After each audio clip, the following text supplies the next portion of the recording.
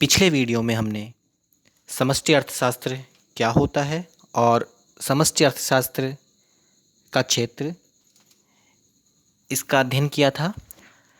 आज के इस वीडियो में हम समष्टि अर्थशास्त्र का महत्व और उसकी सीमाओं का अध्ययन करेंगे।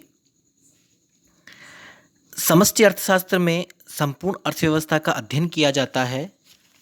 वर्तमान में समष्टि अर्थशास्त्र का महत्व लगातार बढ़ता जा रहा है। समष्टि अर्थशास्त्र के महत्व को हम निम्न बिंदुओं के द्वारा प्रकट कर सकते हैं। पहला है आर्थिक नीति निर्धारण में उपयोगी। समष्टि अर्थशास्त्र के अध्ययन से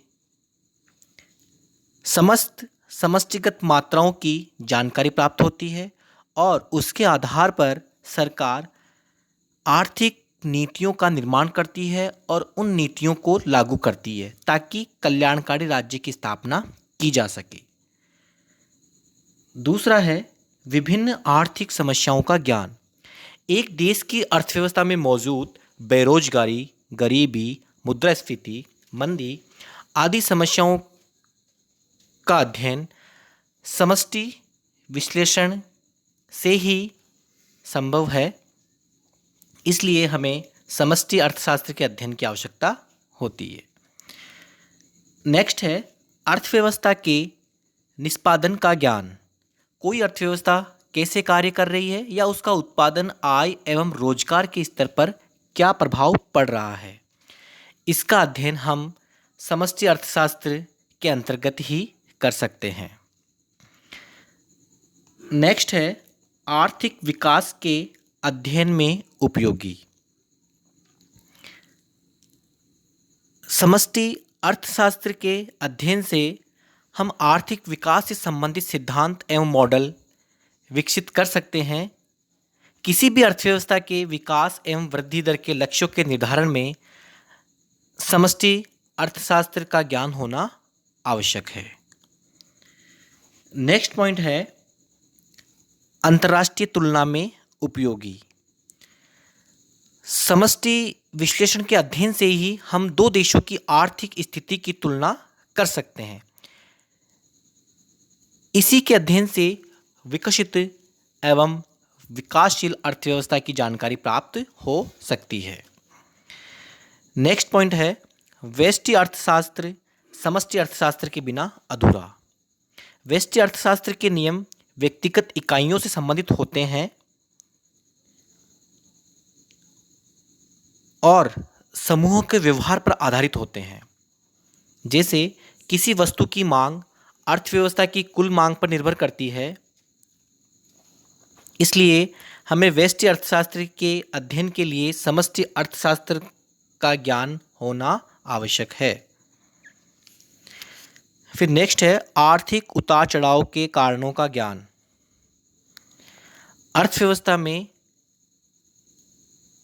उतार चढ़ाव, मंदी, तेजी, इनके अध्ययन के लिए भी हमें समष्टि अर्थशास्त्र का अध्ययन आवश्यक होता है और इन आर्थिक उतार चढ़ावों को दूर करने के लिए विभिन्न उपायों के अध्ययन के लिए भी समष्टि विश्लेषण की जानकारी आवश्यक है।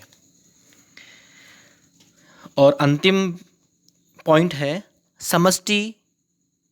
समष्टिगत विरोधाभासों का ज्ञान।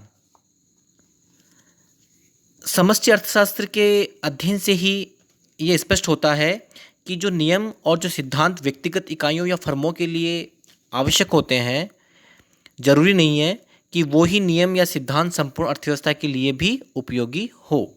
इसलिए हमें समष्टि अर्थशास्त्र के अध्ययन की आवश्यकता होती है। इससे यह स्पष्ट होता है कि समष्टि अर्थशास्त्र का महत्व लगातार बढ़ता जा रहा है।